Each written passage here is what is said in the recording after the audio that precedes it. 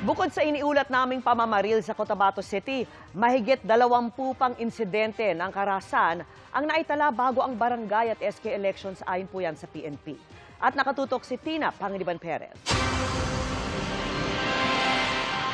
Papunta na sa kanyang sasakyan matapos mangampanya si Barangay Captain Candidate Arnel Flor Mata ng Aguilar, Pangasinan nang biglang may bumaril sa kanya.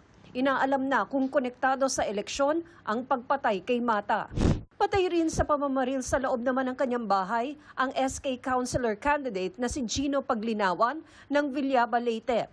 Sugatan ang isa niyang kasama. Dahil sa sunod-sunod na insidente ng karahasan, nababahala na ang COMELEC. Base sa report ng PNP, mahigit 20 na ang verified election-related incidents sa barangay SK elections. Sabihin na natin mga 25, pinakamababa pa rin ito sa kasaysayan, nakakabagabag. Ang pagtakbo hindi dapat kadahilanan upang may magbuwis ng buhay. Bagamat nakatutulong daw ang gun ban at checkpoint para bawas karahasan, nananawagan pa rin ang COMELEC sa PNP. Baka pwede na mas ma-strengthen natin, ma-intensify natin yung operasyon laban sa loose firearms. Dapat immediate na maaresto kung sino man yung mga responsible sa mga kriminal. Tuloy rin ang laban kontra illegal campaigning.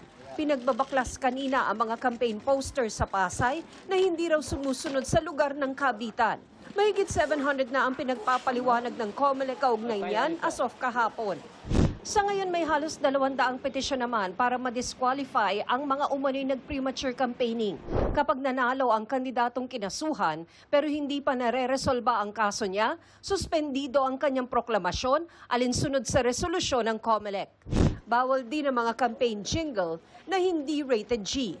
Sana irespeto po natin yung tinatawag na gender sensitivity. Dahil nasa guidelines po natin yan and therefore sa Section 261 ng Omnibus Election Code, ang violation ng COMELEC guidelines ay isang violation na pwede maging kasong kriminal na election offense at ground to disqualify.